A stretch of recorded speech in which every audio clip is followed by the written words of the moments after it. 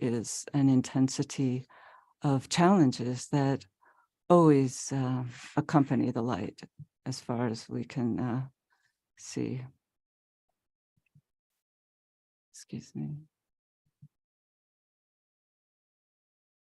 And so as the light intensifies, the new group of world servers, those who are able and learning to work with the light, are given a great opportunity.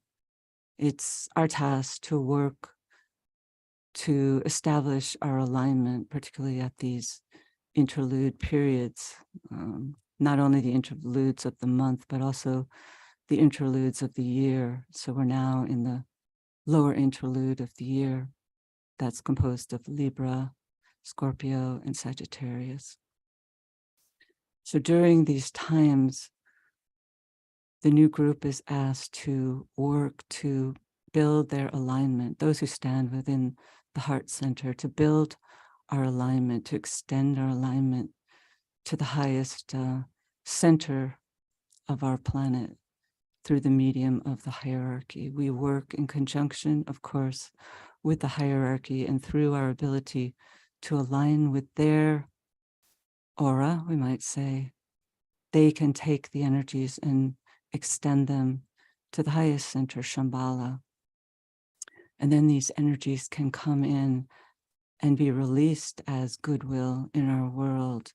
And it is this relationship between the will to good of the discipleship group and the consequent releasing of that energy through our ability to transmute it as goodwill into the world, that we can counteract those who work with the forces of materialism, who likewise seek to appropriate this will energy, which works out as the will to power in the lower sense of the term.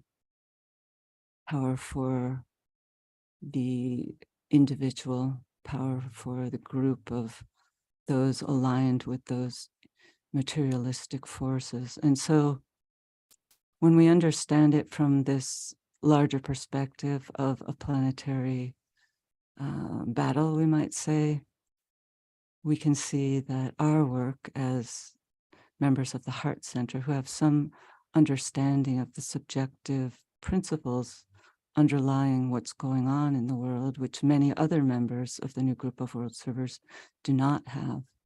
We can see the responsibility that we have to keep the light and the bridge, the Antakarana bridge, open so that the materialistic forces cannot take over her planet.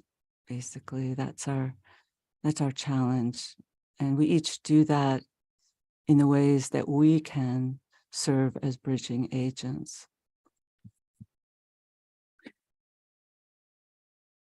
When I was thinking about how we can work during this stage of the forerunner, I thought I would go to the text to find out where it's mentioned in the books. And it's mentioned in a very auspicious series of passages. It's mentioned only one time in the whole 24 volumes of Alice Bailey's work with the Tibetan, the stage of the forerunner. And the area in which it's listed is really essentially my understanding of what it is that the new group of world servers, and particularly those, again, who stand in the Heart Center, are attempting to do. What is it that we're attempting to do through our use of the Great Invocation, through all of the work that we do in preparation for the reappearance of the Christ, in promoting the 3 spiritual festivals of the higher interlude, in distributing the books of Alice Bailey, in our work with triangles, in our work with World Goodwill, and in our work of supporting the new group of world servers. All of these things, which the Tibetan tells us are our key responsibilities, all of these things are really geared towards fostering an alignment between the 3 planetary centers, the 3 primary planetary centers of Shambhala, the planetary head center, the spiritual hierarchy, the planetary heart center, and humanity, the planetary throat center. And we, as the new group of world servers, stand as the planetary Ajna center. So our work is to become more receptive during these interlude periods to the energies of hierarchy. And the Tibetan tells us that within the hierarchy, there's a kind of a dual process going on. The Chohans, the members who are the most advanced within the hierarchy, the 7 primary ashrams, the great ashrams, those members, those masters, and those who pertain to those groups are making their alignment at this time with Shambhala. They're turning their sights to that center. But then there are 49 subsidiary or lesser ashramic centers, and their job is to work more closely with humanity, with the disciples of the world, and to aid us in building that bridge whereby the energies of the spiritual hierarchy can pour forth more fully into all the men and women of goodwill throughout the world. And he speaks of this energy that we are charged with contacting. He describes it as the saving force. And it's interesting to consider, therefore, what this saving force is, because it seems that during this time of the forerunner, the stage of the forerunner, when there is this intensification of the light, this saving force is available.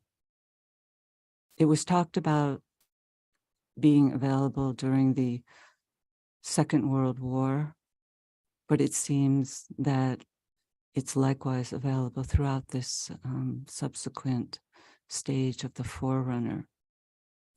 And the saving force is linked to atomic energy, to the release of atomic energy, and the parallel that is found with that release within the consciousness of humanity, those members who can at least seek to understand somewhat what this saving force is. In the second great invocation that was given out, and which we're told was used during the war by the discipleship group, there are a couple of passages that relate to this saving force, where he says, the invocation says that the men and women of goodwill must stand with massed intent, and that this standing with massed intent enables them to become the recipients of this saving force, and that through their means, this saving force can be shed abroad throughout the consciousness of all humanity. And even in this particular section of the teachings, it highlights humanity's ability to bring this energy of the saving force not only to humanity as a whole, but also it can percolate or precipitate down into the lower kingdoms in nature,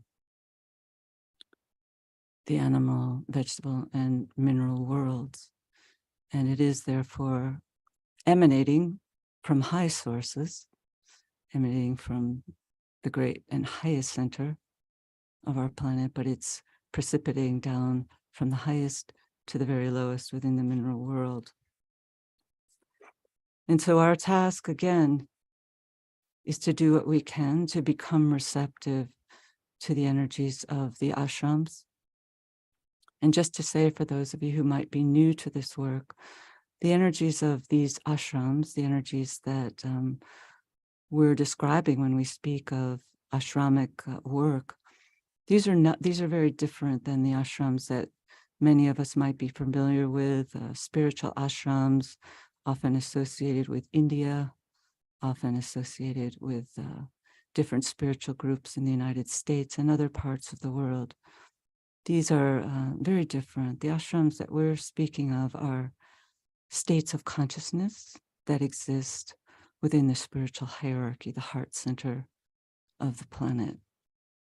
And so our task is to become receptive to this ashramic energies, and we can do so most powerfully during these lunations of the higher and lower interlude.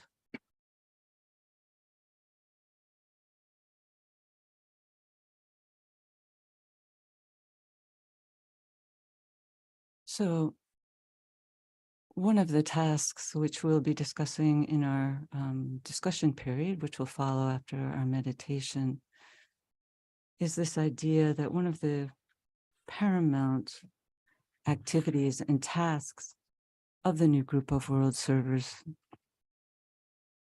is to hold a vision before the eyes of humanity. Because where there is no vision, the people perish. And we can see the incredible need for this vision at this time, and how fortunate we are to have a sense of vision and to be able to tap into what is precipitating, which is the plan for our planet.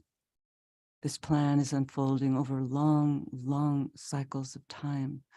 But during each period in our planetary life, there is a particular aspect of that plan which is differentiated through the 7 rays into these 49 ashrams that I mentioned earlier.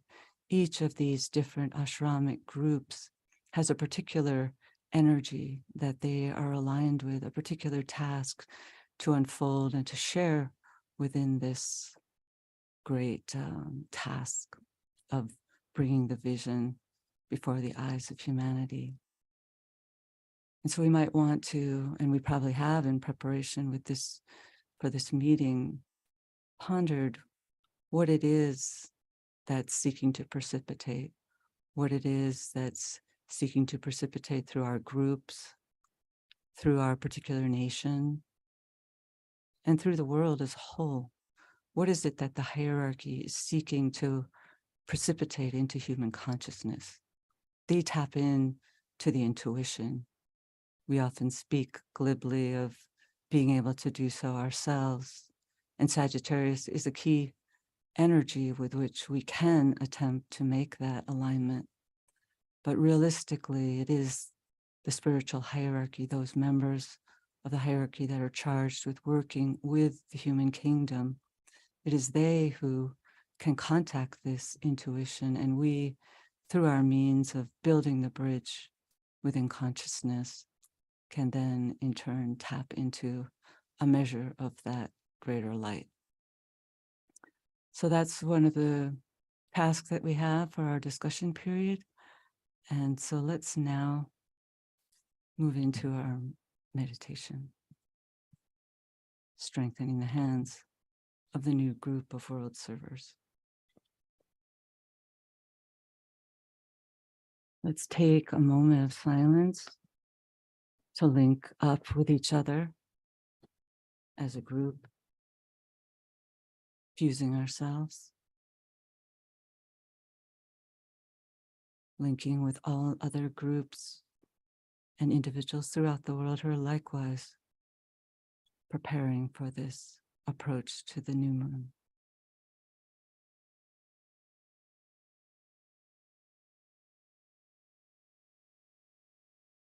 Sound the mantra. I am one with my group brothers, and all that I have is theirs.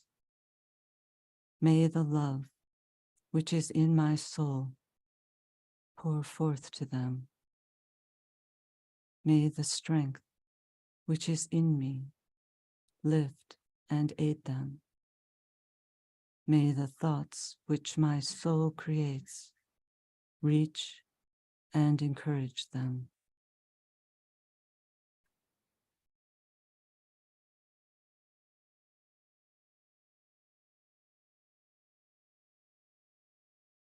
alignment. We recognize our place as a group within the heart center of the group of world servers.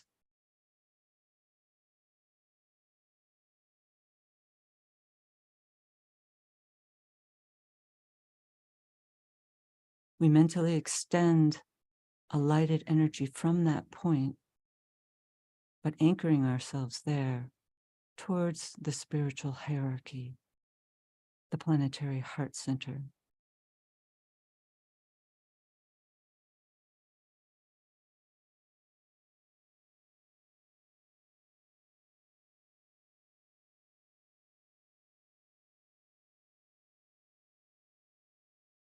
And then we project the line of lighted energy towards the Christ, the heart of love within the hierarchy.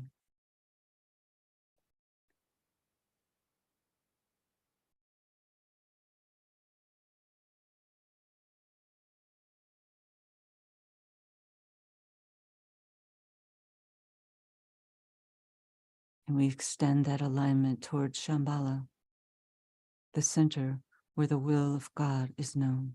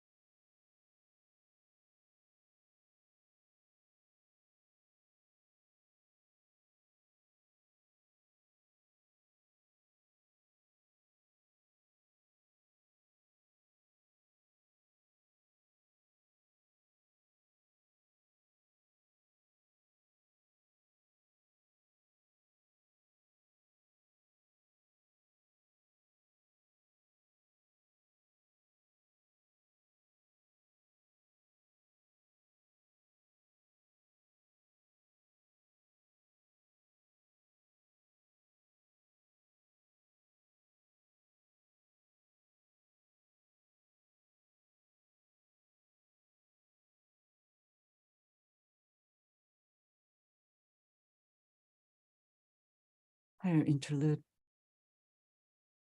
Hold the mind focused for a few moments on the planetary role of the group of world servers, mediating between hierarchy and humanity, responding to hierarchical impression, meditating the plan into existence.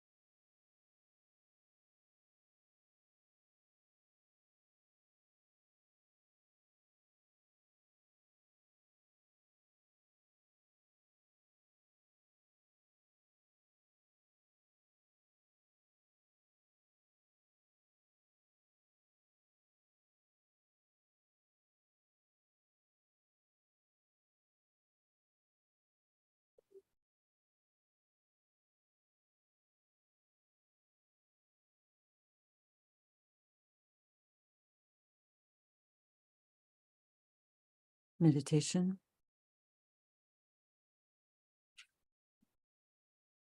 Reflect on the seed thought through the impression and expression of certain great ideas. Humanity must be brought to the understanding of the fundamental ideals which will govern the new age. This is the major task of the group of world servers.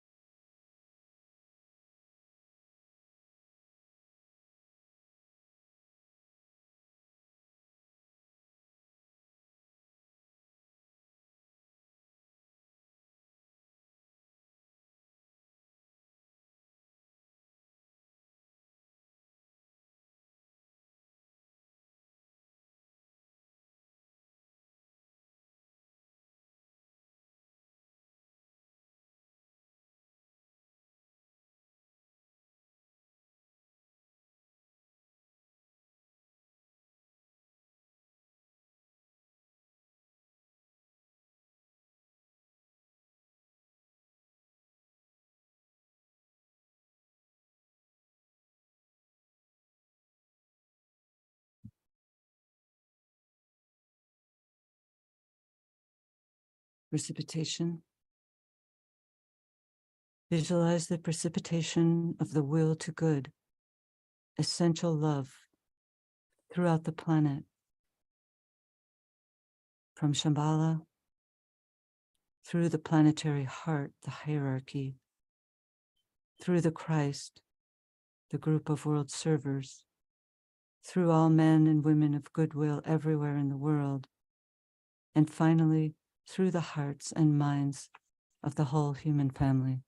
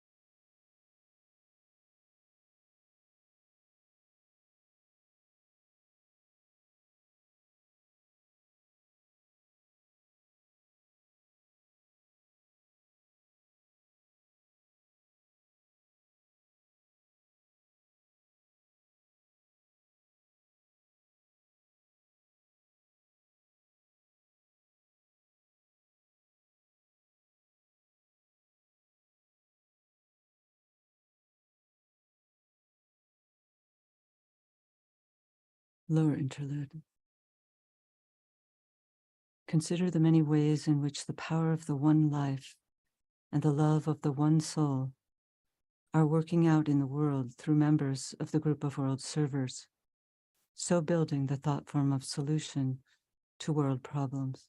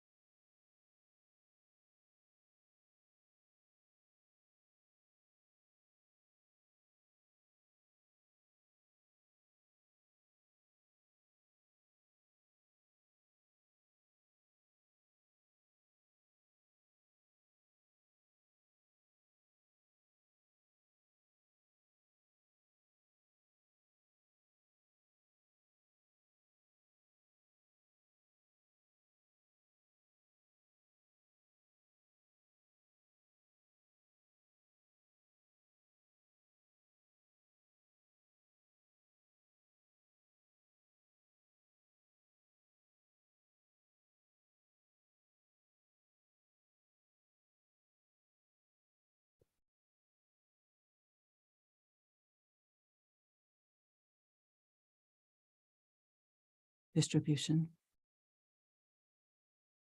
As the great invocation is sounded, visualize the irradiation of human consciousness with light, love, and power.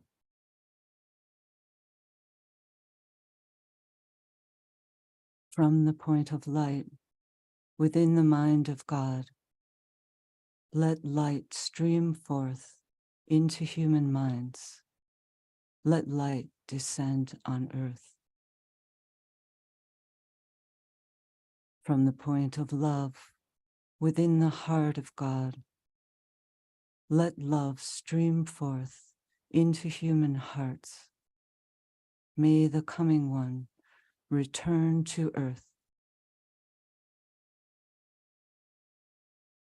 From the center where the will of God is known, let purpose guide all little human wills, the purpose which the masters know and serve. From the center, which we call the human race, let the plan of love and light work out, and may it seal the door where evil dwells. Let light and love and power restore the plan on earth.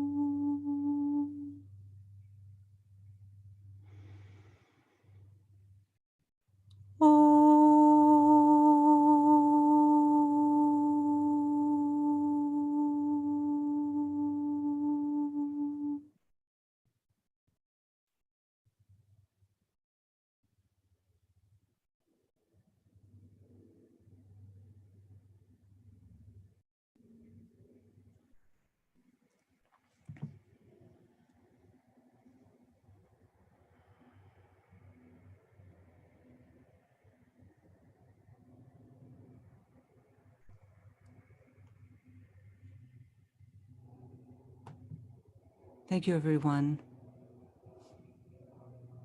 And now we come to the third and final stage of our work together this evening, where you can see on the screen a couple of questions and for reflection. And we'd like to hear from you either through the chat box or by raising your hand using the reactions button, and we can unmute your microphone.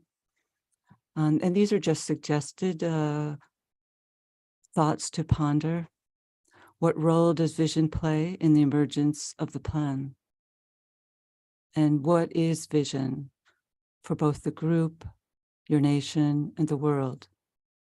What is the vision that you see emerging at this time? So if anyone has any thoughts, now's the time to share them. Think of it as your contribution to the group work. Of course, we all contribute through our meditation, but we can also contribute through sharing our thoughts. Tom, I see you have your hand raised. Can you unmute your microphone? There you go. Whoops, I see you muted it again. Can you unmute now? There you go. Thank you for leading us through the first part of the meeting. It was lovely. And part of what came to my mind as you spoke is that really the unification of humanity in support of the hierarchy is probably the centerpiece of my vision for the future. We were very fragmented at this time, and are having a difficult time treating one another with respect, love, and showing our caring. So the growth of our unity and it starts with ourselves, of course, and then moves through our family and into our community, and ultimately into our world. And it includes our unity not only with one another, but with where we live, with our planet. Yeah. And from that basis, I think we have the greatest chance of achieving a better linkage with hierarchy and ultimately with Shambhala. Thank you. Thank you. Thank you. Yeah, that really sums it up. Establishing a unity within humanity. I guess we might ask, like, how do we do that? What practical steps can we take? And certainly we have many tools in our toolkit through tools that the Tibetan has given us. So thank you. John, let me see. You can unmute. Oh,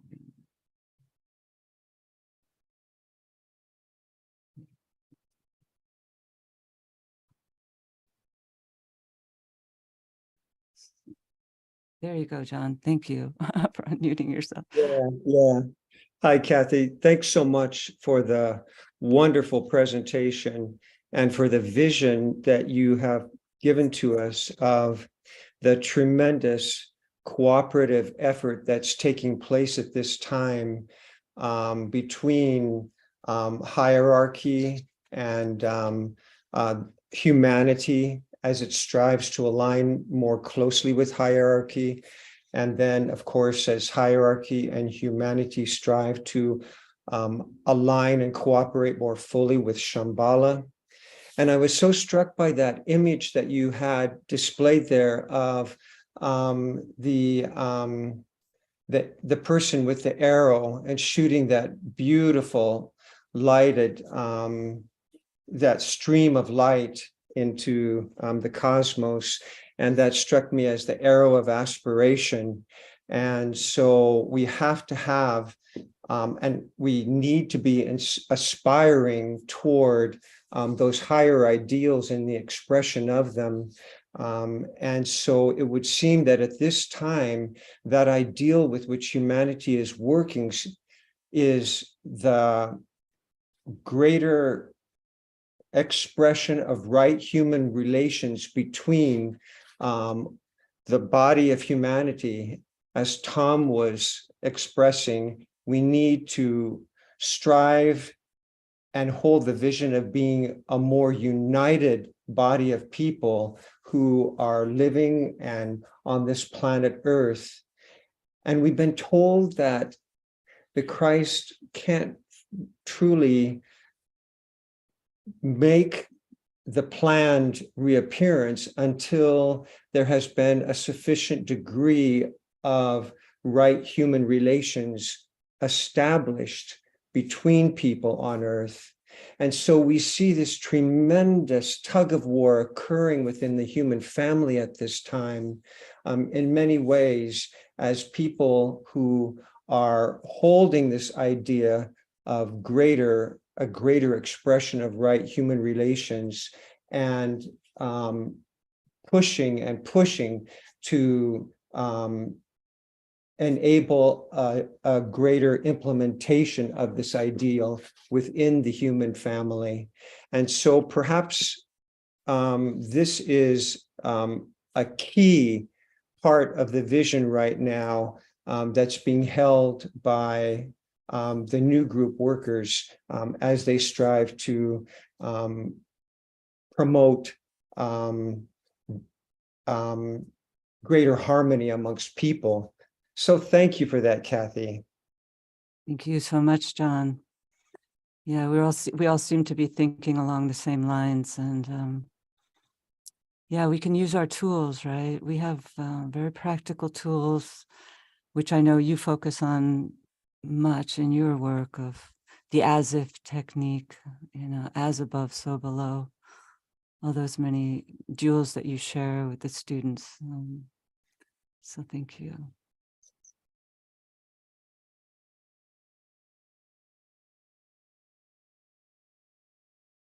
John? Thank you, Kathy. Hey, John. I was contemplating, how will this change occur? How does this information become disseminated? Yeah. And two thoughts came to mind. If we look at traditionally how things have worked, it generally begins with book or books, whether that are those who wrote down the works of the discourses of Plato, the thoughts of the Buddha, the thoughts of Jesus the Christ when he was here. And often those are impressed upon society. But I thought, if we look at two historical parallels, the first is mathematics, the higher abstract mind. Both Newton and Leibniz discovered what we now know as integral calculus at the same time, but quite independently of one another, separated by hundreds of miles before they're, in any communication, but yet at virtually the same day, same months, and same year. Wow. And you can tell how ideas are impressed. That's also happened with other scientific events. A little closer to home, that may resonate somewhat more with us, is this wave that overtook the planet at the beginning of the time of the Forerunner, called rock and roll. How this sound, this art form, when it appeared, people wanted to be part of it. They didn't have to be coerced, incentivized. They just, one encounter, it's like, yes, I'm part of this. So it is to be hoped that perhaps in the same fashion, these ideals will just universally appear, maybe, with a few proponents here and there, but people will just sign on. One last element, as it's November 22nd, and I'm coming to you from Washington, D.C., our nation's capital. The words from the State of the Union from John F. Kennedy, his last State of the Union in 1963, President Kennedy said, "For the unity of freedom has never relied on uniformity of opinion." Yeah, that's really what stands out. One of the qualities that stands out when we're asked to consider the new group of world servers, that many of those members might have ideas and ideals that are quite contrary to what ours might be. And so we're all part of it. We're all contributing our part to this great center of humanity. So thanks so much, John. Really Thank you. appreciate. Charles, let's see. Hello, Charles. Yes, thank you. I think there's one thing that's really important for all of us to keep in our consciousness in a daily way would be that there's only one thing that really links us that we all share, and that is that we're all human. Yeah. And that very basic thought is, I think, going to be the basis of what does unite us, because that's an indisputable fact. Everything else is the diversity that distinguishes us. And you can see at the root of every problem that man has encountered since history began is that there is a sense of identity with our diversity instead of the one and only thing that we share, which is our shared humanity, that sameness that connects us. And I think for anybody that follows astrology, we will see as Pluto goes into Aquarius that that realization will then become more of a daily truth. And I think we will start to see the upswing of this real soon. Okay, I think that we went down into the depths of individualism based on anything except our humanity. And now I think we're going to rise to that, and the underlying truth of our shared humanity being that we are, of course, all souls. I don't know if that's going to enter into consciousness for a while, but the fact, an indisputable fact, that we are all human can, and it can unite us to eliminate every and any aspect of harm, which is where we will draw our strength and become further united.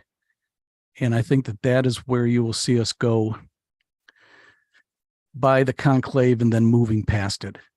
I think it's going to be that one particular point that is so accessible that nobody can deny. Yeah, and we'll probably come into a deeper realization of what it actually means to be human and the gift of it. So yeah, thank you for sharing those thoughts. Very interesting. Thank you.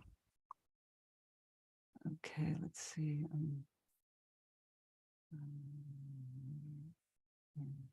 Steve, let me try. Hi, Steve. Hi, Kathy. Can you hear me? Yes. Beautiful. Oh, thank you. That was a lovely talk, and it's a lovely theme. I love this idea. What role does vision play? Because really, vision is what we see and how we see. And the thing to me is that if you look at the time from when DK was writing, and now the way in which the human vision has changed is unbelievable. And to me, the most perfect symbol of the way that vision is changing was in the beautiful talk that John Fullerton gave at the seminar, was it last month, and where he spoke about this whole new way of thinking about economics, which sees the entire system as a living system. And when you look at the influence that these various thinkers are having, looking at living systems, and the number of times that these thinkers use the term right relationships, which John Fullerton did as one of the primary principles around which a new economics is beginning to be organized, to me, it's like hearing DK. And so that for me is the really to affirm that this new vision is occurring. And the more we see it, the more we begin to see it, the more we see it all around us and at every level, like in our neighborhood. Yeah, you were breaking up there. I couldn't hear your last. Well, maybe... just the more that we affirm what we see, the more we begin to see it, and the more we see it both at the level of intellectual thought, at the level of our professions, but also at the level of our neighborhood. That to me is where we really have to look our neighbors, you know, who lives next door, the little bit we know about them, and where do we see the plan at work in their lives and in our lives together as communities. To me, those two things are really changing the way we see the world. Yeah, that dovetails with what Charles was just sharing, that we have to embrace our humanity, you know. Exactly. Yeah, Exactly.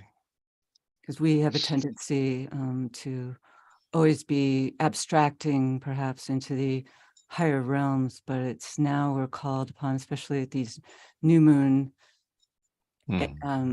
interludes, to really ground the energies in humanity and the lower kingdoms in nature. That's exactly right. And, you know, there's a thing DK says about how the occult community are the most difficult community. And it's because of this issue, because of the occult community so often sees itself as separate from humanity. That's why I like this thing of thinking about your neighbors, because there you just think we're a group of fellow human beings, and the plan is living through us. So what's it doing? What's it up to? What's it stirring? What crises is it producing? I really like that way of thinking. Yeah, it relates again to, I think, what Charles was saying in terms of, you know, when Pluto goes through any sign, it tends to cut away the non-essentials that are associated with that sign. So we're moving through the final stage of its transit through Capricorn, which is related to our attitudes towards money, but also towards the higher realms and the light, supernal. But then I think as it moves, just starts to move through the beginning of Aquarius, it might help, it might serve to dispel some of the glamours and illusions which we hold about the Aquarian age, and what, you know, bring it down and make it more real, chisel off the, you know, the fantasy about this utopian society that Aquarian age will usher in, and come to see what the really hard Saturnian work that will be needed to forge a new civilization. Yeah, it's beautiful. I really like that, Kathy. Exactly. Thank you. Thank you. David. Hello, David. Can you hear me, Kathy? Yes. Hi. Great. I can't help but think of forerunners we've had in the past who were probably first in their time to introduce the basic principles of right human relations.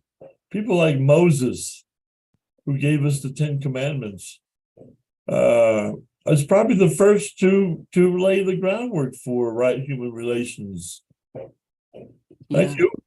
Thank you. Okay, we're almost out of time. So Charles has his hand up. Let's see. Hello, Charles. Quick comment. Yes, real quickly, for just following the Pluto and Aquarius string here, it's really important, and it's very, very easy to get just overwhelmed by the divisiveness and the amount of vitriol that's in our everyday life. But for anybody that does know any of the astrology here, with that Pluto and Aquarius, it is trine Uranus in Gemini, which means that we are going to see right after the conclave, and then for at least a couple of years, that trine, meaning that there is going to be a renaissance. It'll be in communication. It will be in the areas of humanity. So when this overwhelms us, and I just wanted to add this as a positive thought, all we have to do is remember that. And that's our future. That's what we're doing in our area of service to bring us to that point where we will be soaring exponentially. And that's the positive part of what is just right around the corner. Thank you. Thank you. So there's so many comments and thoughts that I'm sure will be wonderful to read after the meeting. So I'm sorry that we couldn't address them, but we will read them, and really you're contributing through your thoughts there. And I just wanted to add one final closing thought, which I forgot to mention earlier, in relation to the stage of the Forerunner in 2025. There's another added bonus to this this period, in that we know that, Bullshit at that time. excuse me,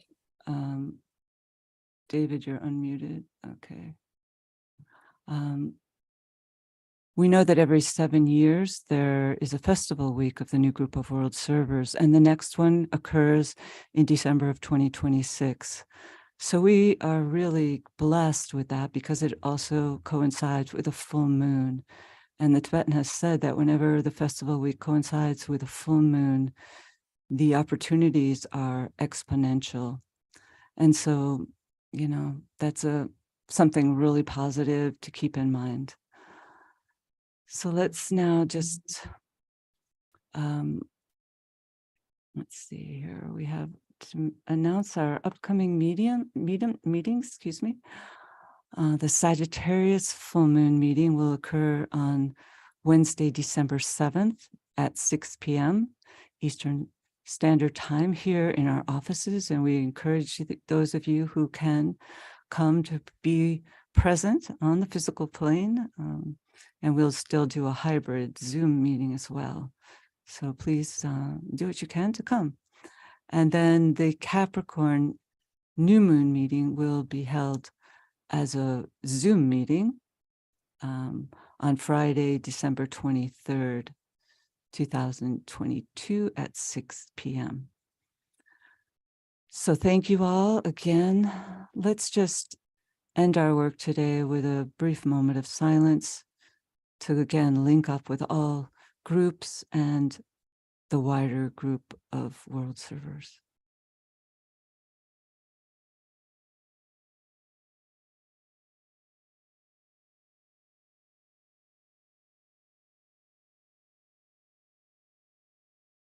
Thank you.